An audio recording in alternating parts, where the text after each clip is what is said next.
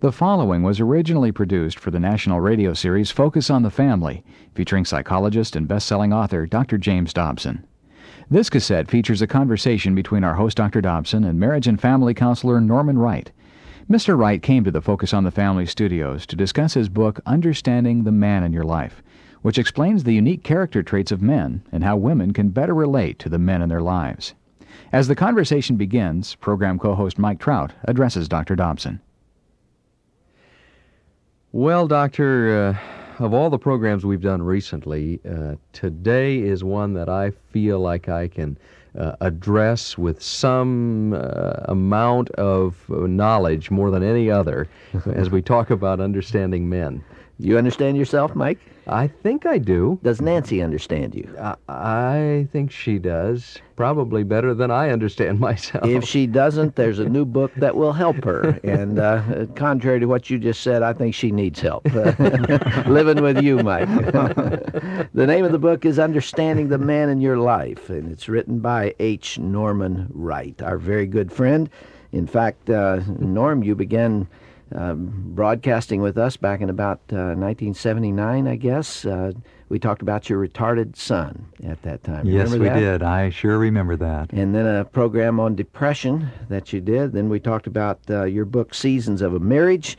There was a whole series of programs we did on premarital counseling, and then counsel for the engaged couple, as I recall. So That's this correct. is the sixth time you've been with us.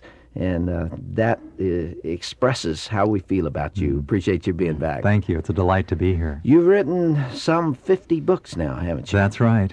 And you are the founder of Christian Marriage Enrichment, which is a nationwide marriage enrichment program.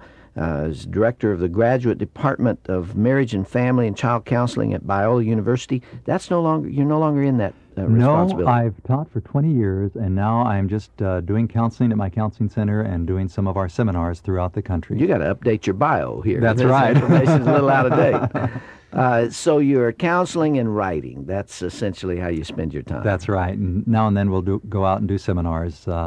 Seminars to train ministers as well as seminars for couples. And stir a little fishing in there. That's someplace. right. That's really important. Well, I think you have written a book that is really going to hit where people live. Mike, if this program represented mortar fire at our listeners, I think it would hit very close to where the majority are clustered.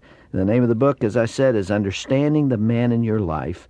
And you have attempted here to help women understand how their husbands are different than they are and how their needs are expressed. And as a way of starting, I was thinking of the other books on this subject, on the subject of men that have come out. There's a spate of them out there right now. One of them is entitled Men Who Hate Women and the Women Who Love Them by Susan Forward. There's another one called Women Who Love Too Much by Robin Norwood. Another one is entitled Women Men Love and Women Men Leave by the Kinders. There are so many of them. There are 30 or 40, I guess. Most of these books have a strong anti-male bias. Are you adding your voice to the great chorus of men bashers who are out there? I don't think so. One of my concerns about some of the books out there is that they tend to be negative, and they're dealing with what we call pathology or pathological men who have problems. And I think we're beginning to create a stereotype like all men are angry men, or all men are men who've never grown up. There's the book, The Peter Pan Syndrome. Yes. Mm-hmm. And there are some men, in fact, I make reference to a couple of these books because I've worked with some of these types of men, but I don't want us to think of men in this negative perspective. We're trying to deal with some of the basic, unique features of what men are like, and I think if women could understand that men have these tendencies, they would be better able to respond to a man and to understand where he is coming from. Would you agree with me that men have had a bum rap in the last 25 years? Especially in the past decade, they have had a... Yeah, admittedly, we're Sure. imperfect, but women have some problems, too. It's a mutual thing. The human race is imperfect. That's right. There's such a thing called original sin, and we're all sinners. And there's only one cure for that, That's isn't there? right. Would you say, Norm, that Understanding the Man in Your Life is a manual for wives wanting to understand their husbands? Yes and no. It is a manual for women of all ages to understand men, but at the same time, we're seeing that it's becoming a manual for men to get a better understanding of themselves. If you can get them to read it. If you can get them to read it. But one of my dreams is to see men in groups in churches taking this book, while women are in other groups taking the book, studying it, and then coming together and talking about it. And I think we're going to see some tremendous growth. I learned more about myself in writing this book over a period of 5 to 6 months than any of the other books, I'd say, in the past 5 or 6 years. You did a lot of research on this. A lot of research, a lot of talking to others, and as I was writing or reading, I would say, my goodness, I have felt that way myself. That identifies me. Or now and then I would say, well, yes, that might be true of other men, but I'm not sure I'm that way. For example, one of the subjects I talked about was stress with men, and one of the biggest issues that stresses men is being out of control. And I have a whole list of items there where men do not like to be out of control, such as men do not like being the passenger in a car driven by a woman, especially their wife. Well, and you got that right. I laughed at that. Or their Yes. daughter. Oh. Oh, my. Well, I thought that could be I true. put my foot through the floorboard every 2 or 3 blocks. Well, about a week after I was working on this, I pulled my back playing racquetball, and Joyce and I had to go to a wedding. And so I couldn't drive, and I'm usually the driver, so Joyce got in, and I eased into the passenger side, and we started out, and I looked out the side and said, Joyce, aren't we a little close to this side over here? And we got into the freeway, and she was somewhat hesitant from my perspective, and I said, honey, just go ahead and punch it and move out there. We got to the wedding about a half hour later, and I got out of the car, and I said, now I know what they're talking about. I'm just like those other men. I find myself leaning when Shirley drives. That's right. Leaning away from that parked car and wondering if she's going to clip the curve as she goes around it, Why do we have such a need to feel like we're in control? It's part of who we are. That's isn't it? right. What are the major stereotypes that we have in this culture of men? You deal with that in the book. I'd like you to talk about it in terms of the valid stereotypes, the things that are rather true of us, and the invalid stereotypes. Well, I think one of the stereotypes is that men are sports nuts. Not all men are this way, but men enjoy the competition. The men who are not involved athletically vicariously experience this, and sports happens to be an arena in which a man can just really come unglued and really express himself. He can shout, he can jump up and down, he can express his anger. And then you take this man out of the sports area and he begins to mellow out and he's a little more withdrawn or quiet. So that's valid or invalid? There's a validity to that. I wouldn't say that they're all nuts about it, but it's something that they really enjoy. I'm guilty as charged. How Well, about I was you? going to say, when we have friends over and play games on an evening, I want to play that game. Nancy will want to talk with the other couple. I could care less about talking. We'll do that later. We're playing this game. It's your turn. Are you going to take it now or tomorrow or when? I see myself Doesn't that doing amaze you? That always amazes me. The man's got sweat on his brow and he's out to win, even if it's ping pong or something. And the wife goes off to get a Coke and makes everybody wait. She takes a whole different approach to it. What do you mean, even if it's ping pong? Your whole self-esteem That's structure is important involved there. in that game. Right. That's true. You know, one of the other stereotypes has to do with men don't share their emotions. Men communicate differently. That is true. There's a whole list of ways in which men differ in their communication. Men tend to want the facts. They want the bottom line. They want to know what is it that we're talking about first, rather than going around the barn several times. And one of the areas that really we can do something about is the difference in the style of communication between men and women. In many marriages, and I'm speaking generally here, and I realize there's going to be exceptions, but in many of these relationships, one person tends to be more of what we call the amplifier, and one the condenser. Now, neither style is wrong, but it happens to be that many women like to amplify, give a lot of details, a lot of richness to the communication, a lot of emotional words, and the man communicates like it's a telegram, 2 lines, and he wants the bottom line first. And so many men fit into this category, and if that's true, then for a woman, it's best to approach the man in his style of communication and learn to speak his language, and by doing that, he will be willing to stay in the conversation and perhaps to open up a little more. One of the biggest frustrations that I hear in counseling and in the seminars is, why won't my husband talk to me? And one of his reasons is fear. So many men have said, I might want to talk about something, but I only want to talk about it for 3 to 4 minutes. If we get into the conversation, I know it's going to go on for an hour, so I'd rather not start. In fact, Norm, I think if you polled 100,000 women and you asked them the most frustrating thing about their marriage, the failure of their husbands to talk to them would be number one. You're right. It is the number one issue, and it's not just that they don't talk to me, it's the way they talk. They don't share the deeper inner feelings that are going on. Now, I have not interpreted that as fear, although I believe there's some of that there, but it's the way we're made.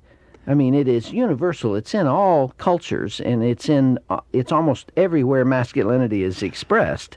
Part of it is the way in which we're made, but in our U.S. culture in particular, it's reinforced by the male image, or the image that we have out there of what a man is. He's quiet, he's strong, he's to the point, he's decisive, he's in control, he doesn't show his weakness, he doesn't show his vulnerability, and so we've got to live up to that. And inwardly, though, a man might be crying. One of the statements I found in my research is that women are flexible. Men tend to be brittle. They don't have the flexibility to deal with changes that come into their life. It's the control issue again. A woman has the capability of handling a number of different pressures or issues at one time, but a man can get thrown by too much coming at him. Now, part of that is the way in which we were made, the way in which God created us, because one of the unique differences between men and women is that women use both sides of their brain at the same time because of the thousands of additional nerve connectors that are there. Men have to shift from one side of the brain to the other. They're working out of the analytical, the left side, but then if they have to move into the emotional area, they have to drop that and move toward the right side. One of the common frustrations I hear in counseling is a wife will come in and say, my husband just doesn't have any perception. I can be working there at home, getting dinner and handling a phone call and working with the children, and he's watching television, and the two children next to him are in a fight, and he's oblivious to it, and I have to call his attention to it. Well, part of the reason for that is that men tend to be single-minded. They get involved in one thing, and women have more of a capability of juggling. And again, we're going back to some of the differences between the left side and the right side of the brain and how much is used at the one time. And long live those differences, right. Norm. I have some strong feelings about this I have never once tried to put into words, and I don't know if I'll be able to do it right now, but let me bounce something off of you. Okay. Through the late 60s and early 70s, as the women's movement gathered steam, there was this complaint against men. They can't cry, they can't feel, they don't talk. There was a lot of hostility expressed to men, and an attempt, I think, to get men to be more like women. That's what women are saying. How come you can't be more like we are? And there is a need for that. I think men should move in that direction. Of course, the corollary to that is women have become more like men, and we've narrowed the gap in terms of the differences between them. But I think God made us different, and I don't think that He intended for men to cry as often as women cry. No. You know, I think there is something to be said for strength, for an ability to make it through a crisis without breaking emotionally, and a man has been cast in that mold. I don't know that I want men to act like women, and vice versa. That's right. Yeah. They really can't. They're going to be straining in order to do that. And there's a whole balance here. I think we had an overreaction in the late 60s and the 70s. And let's take a man who is a non-expressive man, and the woman is frustrated because he doesn't open up and share emotions and feelings. He can learn to talk more and share some of his feelings, but he will never communicate them like a woman. That's right. He will never communicate them perhaps to the expectation level of his wife, but if she can accept the fact that if he comes home and instead of saying, had a rough day, and now he's able to say, you know, I really had a difficult day today because I was disappointed over this particular issue, but then later on something happened and I really felt a sense of joy. That wife would be on cloud 9, and he is expressing feeling. He doesn't take 30 minutes to express it. He does it in 2 minutes, but that is a tremendous gift to this this woman in his life. Sometimes the young lady was attracted to the man she married because he was a strong, silent type, and then Yes. she beat him up for the next 40 years because he wouldn't talk to her. That's right. What we're attracted to in terms of opposites, once we get married, we say, I didn't realize it was going to be that extreme. Did you find in your research that some men, or most men, find it easier to communicate with someone else other than their wife? Sometimes they do. Sometimes they find it easier to talk to other women rather than their wife. There's not as much of a threat. Now, they're able to talk to other men, but the level at which they talk to other men is pretty superficial. Yeah, I bring that up because it's a personal experience I have. Nancy will say to me, I learn more about what you're doing by listening to your conversations with other people. And it's not that I don't want to tell her what's going on. For some reason, I just find it easier to talk with someone else. I have seen that so often. In fact, I have been guilty of that, where I'll get home and maybe immediately I'm not telling Joyce what was going on, but somebody calls and I'm talking about it on the phone, and she overhears a lot of the details that maybe it would take me all evening or a couple of days Well, that's a common to get to. reaction too. And this is one thing that I've had to work on and to really realize is that Joyce really is interested in more of the details. So I've made it a point that when I've talked to our daughter over the phone, that I try to go in and say, okay, here is what Cheryl said. Or one of the common ones is that I will hear about a friend that has a baby, and now it's a friend that has a grandchild for the first time. And years ago, I'd come home and say, oh, so-and-so had a baby. And she'd say, oh, what was it? Well, I don't know. It's a kid. A kid is a kid. Who cares? But recently, some of our friends had their first grandchild, and I said, I know that Joyce wants to know. So I grilled my friend on all the details, and I came home and said, Joyce, so-and-so had their first grandchild. It was a boy, 7 pounds. 8 pounds, 11 ounces, 21 inches long. It was a 24-hour labor. The mother is doing fine, and on, and she sat there sort of stunned. This was new. But this is what women would like. The title of your book, Norm, is Understanding the Man in Your Life. Is there an implicit change to that title where it would read Understanding and Changing the Man in Your Life? Are you trying to tell women how to make men differently? There is a real loaded question. Yeah. I would like women to, first of all, get a better understanding of some of the unique characteristics of men, some of the reasons why they're that way, some of the ways they are, and I think that will help them respond to the man a bit different. I think change can occur in all of us, but unfortunately people approach us in such a way that we feel like the way we have been or the way we are doing things is wrong, and none of us likes to feel like we're wrong, so we become defensive, and they begin to pressure us, and we get into a vicious cycle. If an expressive woman has a quiet man, she wants him to talk. He withdraws. The more he withdraws, the more she might tend to talk. But there would be a different way of approaching him so he feels less threatened. And one of the things I'd like to get across is that I'm not just asking women to do all the changing or accepting or adapting. I think we as men ought to be more sensitive and realize there are some ways that we could live life and live it in a healthier, better way. For example, such as the expression of our emotions and feelings and not running from them. All right, we've got about 7 minutes left, something like that. Let's spend it talking about the right way and wrong way that a woman can deal with that primary frustration of being in a marriage where there's not a lot of communication. The husband doesn't talk. He's not detail-oriented. He doesn't tell her those things. She has to listen to him on the telephone to find out what he cares about. What's the wrong way for her to The wrong way respond? is to badger him. The wrong way would be to approach him in a language style that is not his own. For example, I like to hear the subject of what we're talking about first. I'd like the bottom line first, and then I am tuned in to the details. But sometimes if people will approach me and say, Norm, I'd like to tell you the reasons why this particular incident happened, and they give me all the background first, and I'm still sitting there saying, well, what's the incident? And so if the man in your life is bottom line, approach him that way. Give him just a little bit of information first. In other words, speak his language.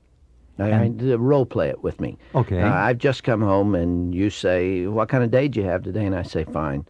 And I go in and I say, where's the paper? And I go in my office and sit down, or I turn on the television. What do you do now to draw me into your world as a wife? I think the first thing would be to go in and say, I can see you're watching television. Would you like dinner now, or would you like me to postpone it for you? And try to meet his needs first. And then when he's out of the television, I would never try to talk and compete with that television or newspaper, but I want to find a time where we can sit down and talk and then say, you mentioned your day was fine. I'd be interested in knowing the most interesting thing that happened to you. I'd ask questions like, what was the most frustrating thing? When you say your day was fine on a scale of 0 to 10, what does that mean? Start throwing questions that maybe he's never heard before. Get him to think about it. And at another time, I'd approach him and say, honey, I appreciate you letting me know your day was fine. I was wondering if a couple times during the week you could come home and maybe give me a capsule summary. I don't want to hear all the detail and all that other stuff that's gone on, because I know you want to forget work. Just give me a capsule summary, okay? Now, in some cases, the woman is not interested in his work. She wants to talk about the discipline of the kids and how things are going at the church and their friends. You know, she's interested in her world. Well, what do you recommend in regard to her getting into his?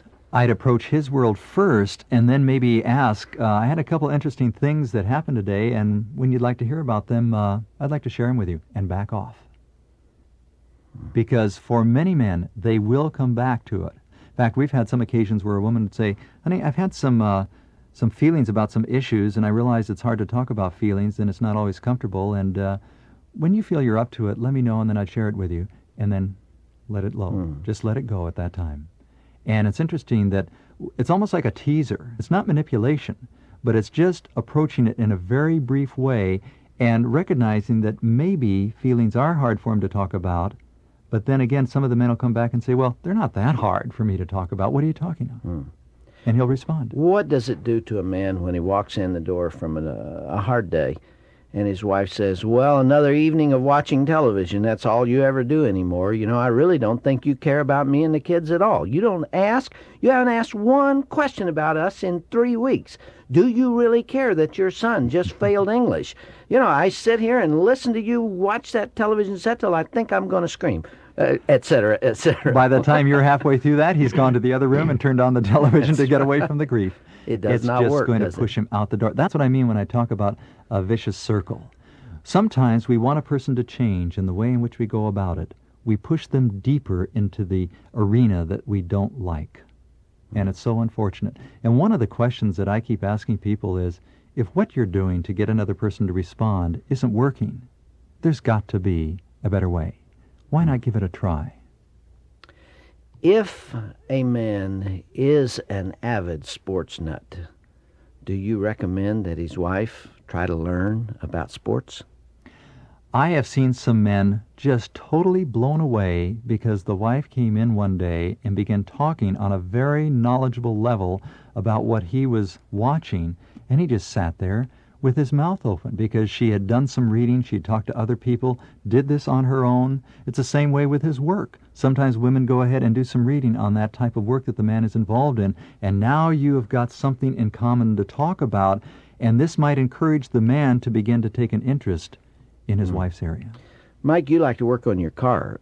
Would you like Nancy to come out with a wrench and a screwdriver and tinker around with you? Well, I'll tell you, I do like to work out in the yard and in the garage, and I do enjoy the company of someone else. I like to have Nancy around and feel as if she's interested in some of the things that I'm interested in. But while you're there, do you enjoy her talking to you a great deal? You know, I'm a father who likes to know what happened in the family. I do come home at night, and I don't want to share about work, but I do want to know what went on with the kids and with my wife during the day. So I may be different in that regard, but I don't mind listening. I just don't want to power up again and start to respond back. I feel like I have brain burnout sometimes, or brownout at least. So you don't want to do a lot of talking at that time? Not about work, right? No. Okay. Do you want the conversation to go on, for an hour or so, or do you have a limit? Not an hour, maybe a half an hour, Okay. and my response level is in 3 and 4 and 5 word bites, and she can have the 5 and 6 pages of conversation. And that's okay for you to be different. Oh, isn't it? yes, Okay. sure. See, that's one of the things that we want to get at, is that it's okay for a woman to have this style, a man to have this style, but when the two of you are talking, maybe if you can adapt a little bit and use the other person's style, the other person is so much more comfortable. We like to talk to somebody who is like us. It's like a mirror of us. And that concludes the material on side 1 of this special cassette from Focus on the Family. For a continuation of this discussion, please turn the tape over. You describe some personality types in marriage in the book that collide, or where perhaps there's a lack of understanding. Let me help you and get back to what we were talking about. The Personality type. visual type, the auditory type, the kinesthetic people, amiable people, and drivers. Those are 5 that I made notes on. Talk a little bit about those types. Oh, the visual, the auditory, and the kinesthetic type of person. There we're talking about how a person responds to reality, how they respond to life around them. Over the years, I've tended to be more of a visual person. I take life in through my eyes. I see things. I like to read material. If a secretary comes up and says, Norm, here's an interesting letter, let me read it to you. Without thinking, I say, let me see it. And one of the ways to approach me and other men who are visual would be to give me notes, to put things in writing, and I will retain them, I will remember them, I will respond to them. A number of women are frustrated because they said, honey, I told you. And he said, well, I guess you did, but I didn't remember it. See, I'm an auditory person. When I was a freshman in college, I went down and paid $160 for about a 5,000-pound Webcore tape recorder. Remember those things? Yes. I couldn't even lift it. And all through college and graduate school, I studied by recording my notes on tape and then letting it run, and getting it into my head that way, because that's the way I learned. So the best way for Shirley to approach you is to tell you something, That's right. rather Definitely. than to write something to you. I've been that way. As a matter of fact, one of my favorite forms of recreation is there is a company called Books on Tape in Newport, California, and they have about 2,000 books. History, biography, Shakespeare, all kinds of books, except, unfortunately, not very many Christian books. But I will rent these tapes and then listen to, right now, as a matter of fact, I'm listening to William Manchester's Glory in the Dream, which is the history of the world between 1932 and 1972.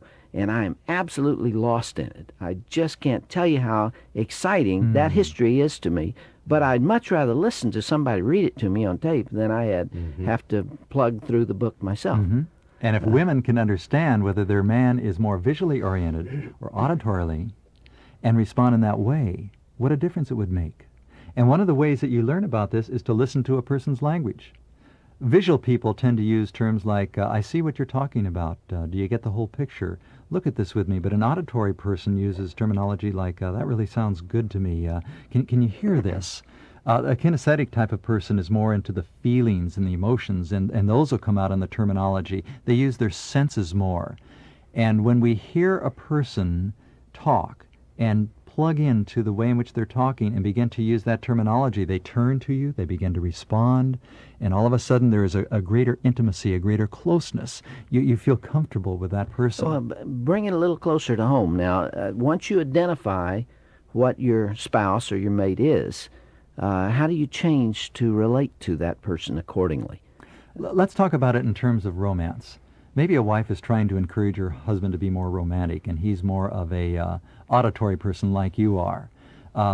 If she would put on soft music, would say things to him, he will be responsive to that rather than seeing a nice scene or something that would fall into the visual category. Or a visually oriented person would like to see something, would like a romantic note or a romantic letter sent to him, and that just really pushes his button and he responds. And this is the way that you learn how to respond to a person. And I encourage men to really try to be sensitive and learn what their wife's style is and begin to respond to them in that way. What do you think most women are? Kinesthetic? Oh, yes. Definitely. They like the feeling. But along with that, some of them tend to be more auditory, some tend to be more visual. It's not that we're one or the other. One is predominant, one is stronger.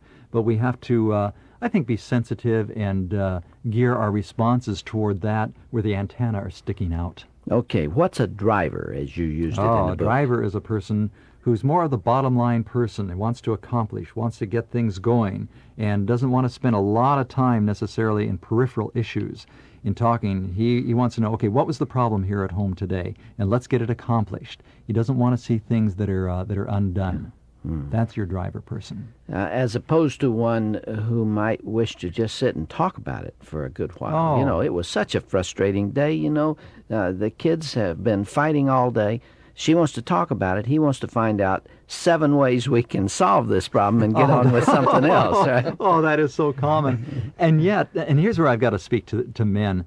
There are so many times where a woman wants to express issues and go into detail, and she doesn't want him to solve the problem. She wants him to just listen and reflect. And here is where a woman could say to her husband, honey, I just want to have you hear me out. There are times where I want your opinion. I want you to solve it. But right now, could you listen to me? And I believe that one of the greatest gifts that a man can ever give his wife is to Just either to listen or to express his own emotions and feelings about what's going on in his life. When a man can do those two things, I think many women are on cloud 9. I think that is very confusing to men when they're hearing problems coming from their wives, and their natural inclination is to say, well, I'll show you how to deal with that, and then to find out that that doesn't help her. You That know, might be that it confusing. almost Mhm. irritates her. Here he is saying, well, I don't understand this. You know, at work, when there's a problem, he sets about resolving it, and that's what he's expected to do. Now his wife brings a problem to him, and he sets about resolving it, and she's frustrated by That's it. right. And this is one of the differences of the sexes. And in the male-female relationship, we have to realize that I can't always force the other person to be like me. I can't say, honey, if you're going to share something to me as a husband, I've got to go ahead and fix it. Because that's not meeting her needs. And one of the callings in marriage is to be sensitive to the needs of others. This is the whole servanthood model of marriage. You know, there are some little things that I found turned me off when I got home, and Nancy and I sat down and talked about them. I would be in one mood when I was driving home, and that would change because of a couple of things when I walked through the back door. And I realized that if the back porch was all dirty and there were leaves all over it, and I walked through that back door and crossed that, it told me I had a project I had to do, and it just irritated me. And if the kitchen was in total disarray when I got home, it just set me off. And we sat down and we talked about a couple of things, and she had a couple of things that she wanted. And it doesn't always happen, but it sure changed that moment when we met in the evening and improved it. And I wonder if I'm unique in that regard, or if others You're have not those unique. things. It's such a common thing. When you walked home or came in the house, did you see the home as your refuge, your place to get away from some of the hassles? Oh, yes. And so if there was some chaos there or some pressure there, it's like, my goodness, I'm so disappointed. And that would hit you. Uh-huh. Now, what happens between a couple during the first 4 minutes when they see each other at the end of the day actually sets the mood for the rest of the evening. And I usually ask couples, how do you greet one another? And sometimes it's, what's for dinner? Where's the mail? I'm going to watch TV. Or she comes out with a whole list. Or somebody said, you know, the dog gets more affection and attention than I do. He pats the dog on the head. Oh, that's right. And the dog runs around and is happy and everything. And so we ask the couples, look, when you first greet each other, regardless of what happened during the day, go up to one another, hug, touch, ask a few questions that would show that you're concerned about the person. Then if you need some time away to recoup, go ahead and do that. But observe what happens this week. And the couples come back and they say, I never realized the difference that this contact makes.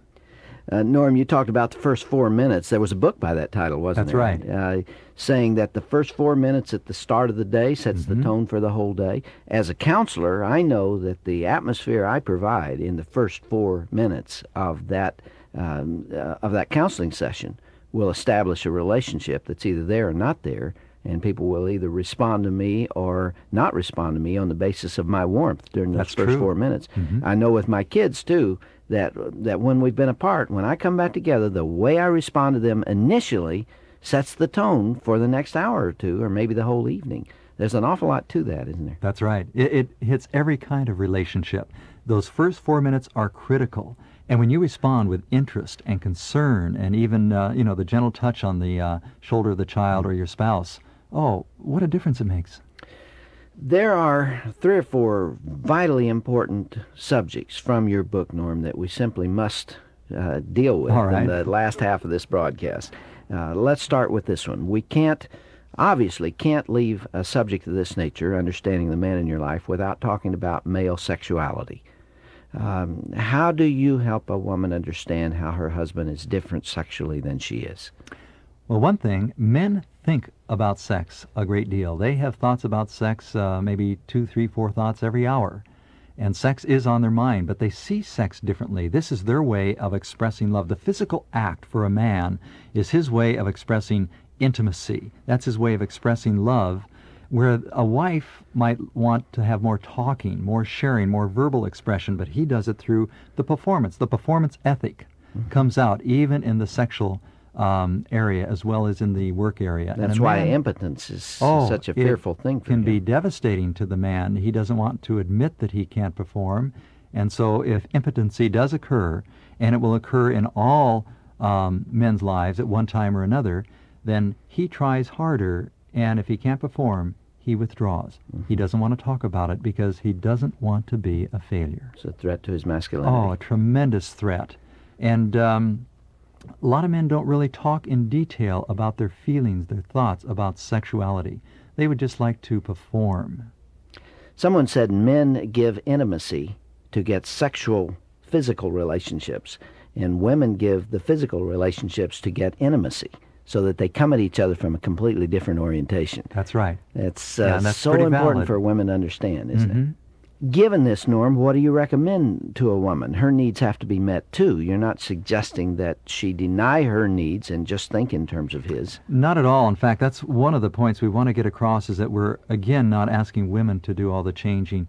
Men need to be sensitive just as much, and if a man and a woman can sit down and talk together about what is the best way for me to approach you sexually, and to bring it out into the open, and then make a commitment that, okay, this is a new goal in my life, and here's the way I'm going to endeavor to respond to you, and a month from now, let's sit down and reevaluate again. This is the way marriages grow, not by letting them drift, but by sitting down and talking.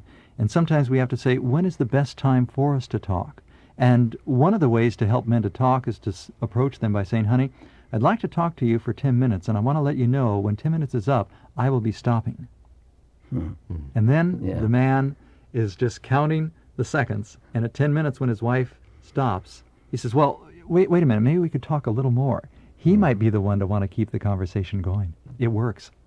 We have indicated in the past that men are more visual than women when it comes to sexual response. Women are more tactile. They're more stimulated by the sense of touch, and men are primarily stimulated visually. What do you suggest to a woman who's sitting in a restaurant with her husband, and a very attractive woman walks in who has spent several hours arranging herself to score a hit on his sensory apparatus, and she does, and he watches her from the time that she comes in to the time that she sits down? Is that an insult to a woman? How should she respond to that? That's not an insult. Men are going to look until the day they're in the grave. And there's a difference between looking... Insult or not, he ain't going to stop that. He's going to look, but there's a difference between noticing the attractiveness of another person and desiring to possess that person for yourself. And it could be that the wife who notices her husband noticing might say, she is a real attractive woman, isn't she? There are times where Joyce and I will mention, boy, that's a very attractive-looking woman, or that's an attractive, good-looking man. We're not threatened by it because we're secure in our relationship, and we know that we notice, and why deny it?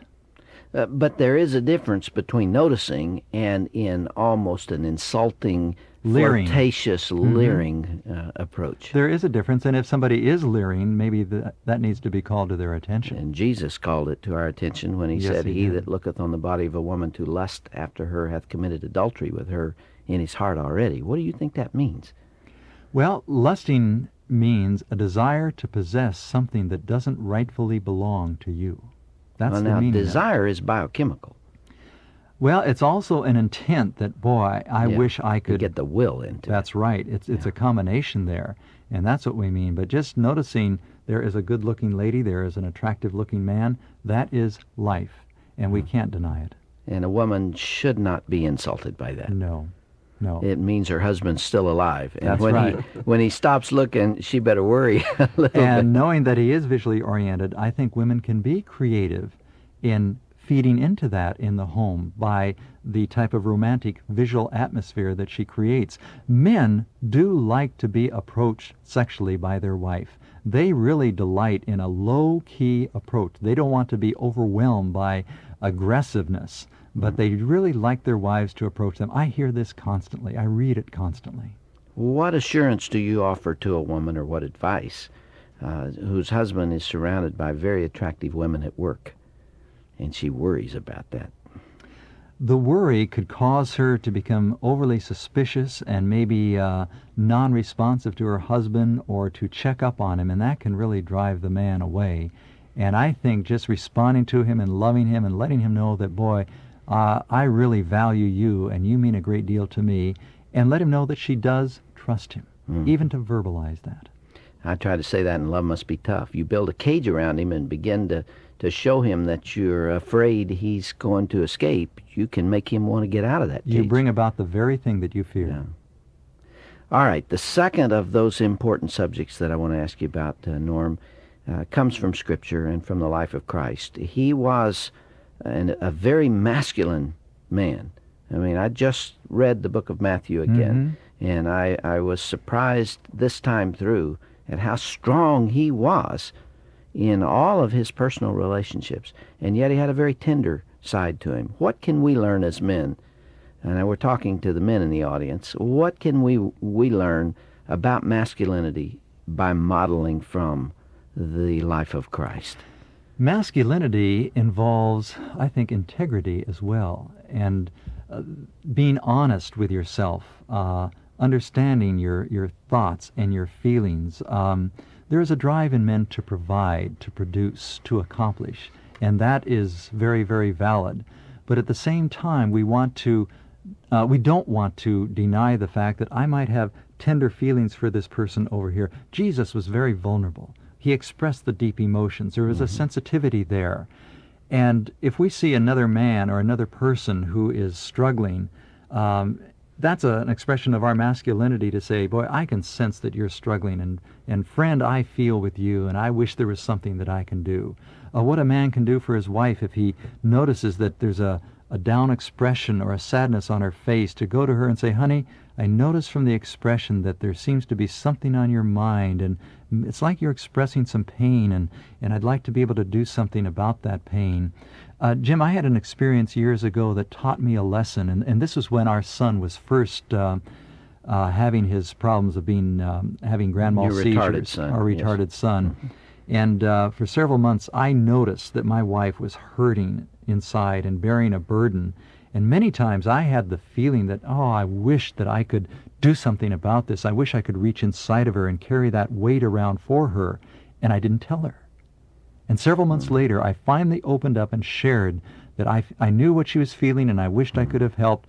And as though it happened yesterday, I can see her sitting there in the kitchen with the tears coming down her cheeks, saying to me, oh, I wish you would have shared that with me earlier in the summer. And why didn't you, Norm? Well, I guess I didn't know how to say it. I was afraid to say it. And I'll never forget her final statement. It would have helped me so much to know that you felt that way. More than any solution that you might offer. You're right. And I've learned through that. It might be a little bit of a struggle to share my feelings or have empathy for somebody, but there's such a relief that comes. There's such a closeness that occurs. It's what life is all about. Boy, Norm, I'm hurrying now because I see know. that clock, and we're coming to the end of the broadcast. You talked a lot about fathers, about their influence on their daughters and their sons, and how that influences future romantic relationships. You got 2 minutes. Talk about that. There's 2 chapters in there dealing with fathers, because how we respond really has so much to do with the relationship that we had with our father. Many women, for example, have grown up frustrated with the first man in their life, their father. Maybe their father was cold or aloof or neglected them, and so this might be their image of what a man is, or they might think that men have got to be different, and so they begin a lifelong search for a man who's going to fulfill those needs that were neglected, and that can create some chaos in her relationships with man. A father has a lot to do with a woman's femininity. How he responds to her, the affirmations he gives a young girl as she's growing up, the positive comments that he makes to her. If he makes degrading comments or jokes in the wrong way, or is just sort of aloof, sometimes little girls go to great lengths to try to get their daddy's attention. And when that's a failure, then they just take that drive to getting the attention of other men their own age, or even gravitate toward older men in the dating realm, and that can really be disastrous. I firmly believe that all future romantic relationships are influenced by the relationship between a daughter and her father. And the son and his mother also That's right. has great influence on who he looks for in a wife. Mm-hmm. The book itself is not just dealing with a husband relationship, but it's helping women take a look at their own relationship with their father, with their son. This is why we want men into the book, to realize you have a tremendous responsibility as a father if you have daughters. We got a minute and a half left, Norm. Talk specifically in that period of time to the woman who needs what we've been talking about today, who feels so lonely and feels she has not been able to pull her husband into her life. Can she do it? Well, I'm sure that we have women listening today who are married to some of those men who have some real pathological difficulties, and there's material written for them so that they can gain a greater understanding. But there's a lot of men out there who are just plain different. And if a woman could begin to understand the man and see life through his eyes for a bit, and begin to understand his perspective by listening, by approaching him differently, maybe being a little more succinct in how she responds to him. And this is not putting all the burden on the woman, because we do want men to change as well. But to try to be encouraging to the man, to respond differently when he walks in the door, to listen to what he is able to say, and maybe to try to listen to what he can't put into words, and to reflect it back to him in his terminology. I think there are many men out there who are just waiting for their wife to approach him in an unusual, unique way, to give him that freedom to open up. I think there are a lot of men who want to share, but they do have some fear of what's going to happen if I tell my wife this. Is it going to be criticized? Am I going to be laughed at? Am I going to be given advice? We want men to listen to their wives, but we'd like wives to listen to their husbands as well. That really is the both ways. purpose of the book, isn't it? That's the that purpose. message right there.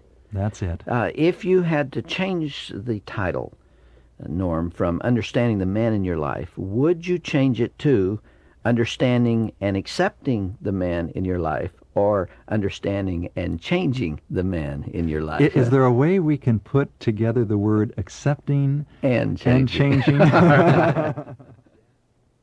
And with that, we've come to the end of this special Focus on the Family cassette entitled Understanding the Man in Your Life, with marriage and family counselor Mr. Norman Wright. If you'd like to help us spread the word to your area about our daily broadcast, we have a perfect way of helping you do that. It's with a packet of what we call giveaway cards. Each of these cards is the size of a business calling card, with a place to write the station, day, and time that the broadcast can be heard. You can obtain a packet of these cards free of charge when you write to us and ask for giveaway cards. Our address is simply Focus on the Family, Pomona, California, 91799. And thank you for listening.